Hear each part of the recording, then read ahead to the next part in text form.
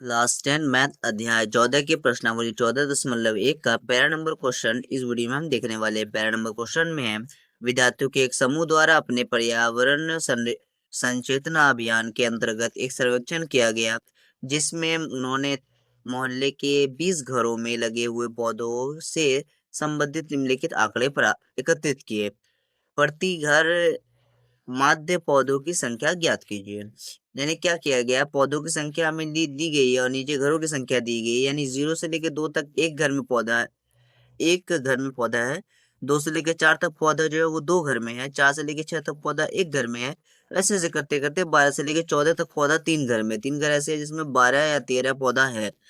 तो इसका हमें एक एवरेज निकालना है, एक बीच का माध्य निकालना है। तो बोल रहा है क्या, माध्य ज्ञात करने के लिए आपने कौन सी विधि का प्रयोग किया। तो हमने इससे पहले वाले वीडियो में, यानी जो 9 क्वेश्चन है 14.1 में 9 क्वेश्चन है, उन सबको प्रत्येक विधि से सॉल्व किया था।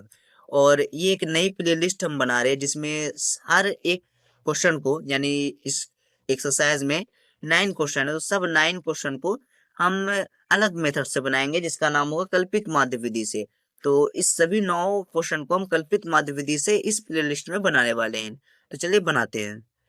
कल्पित माध्य विधि में बस कुछ चीजें चेंज होती है, जैसे पौधों की संख्या और ये एफ आई एक्स आई तो वैसे ही रहता है। बस यहाँ पर जो एफ आई एक्स आई होता था, यहाँ पे एफ आई इंटू एक्स आई होता था, यहाँ पे एफ आई इंटू एक्स आई नहीं है बल्कि डी आई है। और एफ आई एक्स आई यहाँ पर होता था जिससे गुना करके लिखते थे। अब एक्स आई से गुना नहीं करेंगे बल्कि एफ आई को डी आई से गुना करके हम यहाँ पे लिखेंगे। तो डी आई निकलेगा कैसे, इसको पहले देखते हैं। कि पौधों की संख्या हमने लिख दिया जो 0 से लेकर 2 होता है, 2 से लेकर 4, 4 से लेकर 6, 6 से लेकर 8, 8 से लेकर 10, 10 से लेकर 12, इस तरह से जो भी। और घर जो हाउस नंबर था, जो भी घर की संख्या थी, वो भी हमने लिख दी है। अब एक्स आई निकालना है हमें। तो एक्स आई किस तरह से निकलेगा। एक्स आई तो हमें पता है ये इन दोनों के बीच का नंबर होगा, यानी 0 और 2 के बीच 1 है तो 1, 2 और 4 के बीच 3, 4 और 6 के बीच 5, 6 और 8 के बीच 7, 8 और 10 के बीच। इस तरह से हम यहाँ पे एक्स आई को निकालने वाले हैं। तो कल्पित माध्य विधि से सॉल्व करने वाले हैं, तो उसको हम यहाँ पे आगे बढ़ाते हैं। ठीक है, तो इसी तरह से हमने ये एक्स आई को हम यहाँ पे निकाल चुके हैं। अब एक्स आई तो हमें निकालना आता है। अब डी आई किस तरह से होगा, तो इस बात को हम समझते हैं। डी आई निकालने के लिए, डी आई निकालने के लिए हम क्या करेंगे, एक्स आई में ए घटा देंगे। तो एक्स आई हमारा क्या है, एक्स आई ये वाला नंबर है, ये वाला नंबर जो पूरा क्या है, ये पूरा लाइन क्या है, एक्स आई है।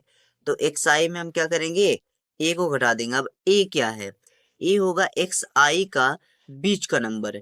यानी अगर एक्स आई 1, 2, 3, 4, 5, 6, 7 पीस है, तो 3 पीस हम यहाँ से हटाएंगे, 3 पीस यहाँ से हटाएंगे, बीच का नंबर हम ए को मान लेंगे। अगर इस तरह से रहेगी, 3 हटा दिया, 3 हटा दिया, ए हमारा बीच वाला नंबर है, ठीक है। लेकिन 4 अगर रहे या 4 नंबर रहे, ये तो विषम संख्या हो गई। सम संख्या रहे तो क्या करेंगे, सम संख्या रहेगा तो ऊपर से 2 घर ऊपर लेंगे, ऊपर वाला नंबर लेंगे हम। यानी अगर यहाँ पर बस 9 तक रहता, तो 1, 2, 3, 4, 5, मान के 4 तक रहता है यार, ये एक नंबर को हटा देते हैं हम यहाँ पर से, इस 13 को हटा देते हैं। तो 1, 2, 3, 4, 5, 6। अब तो अगर किसको हटाएं, ये 3 हटाए, ये 3 हटाए, बचेगा क्या, कुछ भी नहीं। तो हम क्या करेंगे, इस 2 को हटाएंगे और इस 2 को हटाएंगे, बचेगा 5 और 7। इन दोनों में किसको लेना है, तो इन दोनों में से हमेशा ऊपर वाले को लेना हो। तो ये बात याद रखिएगा, ठीक है। ले हम किसी को भी सकते हैं लेकिन इससे हमेशा ऊपर वाले को लेना है, ठीक है। और ऐसे जो नंबर रहेगा, जो विषम संख्या होगी, इसमें हमेशा 20 वाला नंबर लेना है। तो ये हमारा हो गया 7। अब क्या है हमारा फॉर्मूला, डी निकालने के लिए एक्स आई में घटाएंगे ए। तो एक्स आई हमारा 1 है, तो 1 यहाँ पे लिखा, घटाओ का निशान है, घटाओ देंगे। ए हमारा क्या है, ए हमारा 7 है, तो 7 लिख दिया। 7 में से 1 जाएगा, 6 माइनस का चिन्ह बड़ा है, माइनस लग जाएगा। सेम वैसे करेंगे। फिर 3, एक्स आई हमारा कितना है, 3 है, माइनस का चिन्ह, ए कितना है हमारा, 7 है। सब में वैसे ही करेंगे, सारा नंबर वैसे ही है, बस एक्स आई एक्स आई एक्स आई लिखते जाएंगे। उसका नंबर यहाँ, 3 का नंबर, 3 यहाँ, 5 यहाँ, 7 यहाँ, 9 यहाँ, 11 यहाँ, 13 यहाँ। और सब में ए को घटाएंगे, ए क्या है 7, सब में घटाएंगे। तो ये हमारा नंबर निकल के आएगा, 7 में 3 जाएगा 4, माइनस में 7 में 5 जाएगा 2, माइनस में 7 में 7 जाएगा 0, 9 में से 7 जाएगा 2, 11 में से 7 जाएगा 4, 13 में से 7 जाएगा 6। इस प्रकार हो जाएगा। अब हमारा क्या है, एफ आई डी आई को गुना करना है, एफ आई और डी आई को गुना करना है। तो 1 छके 6 माइनस में, 2 चौके 8 माइनस में, 2 एकन 2 माइनस में, 5 0 0, 6 दूनी 12, 2 चौके 8, 3 छके 18। उसके बाद हम क्या करेंगे, इन सबको जोड़ देंगे तो 8 8 सो 8 2 10 और 8 18 का 8 मेरा एक एक एक 2 और 1 3 38। अब इसको जोड़ते हैं 8 2 10 6 16। ठीक है, माइनस में होगा, ये माइनस में देखिए। तो ये 38, ये सबको जोड़ के हम कितना लाए 38, और इन सबको जोड़ के हम कितना लाए 6 8 और 2 को जोड़ के हम कितना लाए 16। तो माइनस में होगा ये, तो 38 में 16 जाएगा 22, और एक आई हमारा कितना है 20 आया था। सबको जोड़ने के बाद कितने करते 20 करते। तो हम फॉर्मूले पे रख के हम उसको बनाने का शुरुआत करते हैं।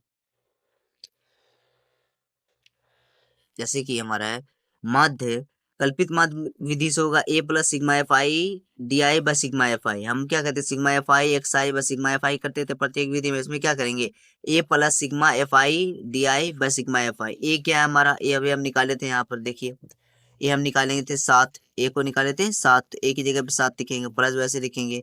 उसके बाद सिग्मा एफ आई हम डी आई कितना है हमारा 22 है, तो हम 22 यहाँ पे रखेंगे, और 20 हम यहाँ पे रखेंगे सिग्मा एफ आई को।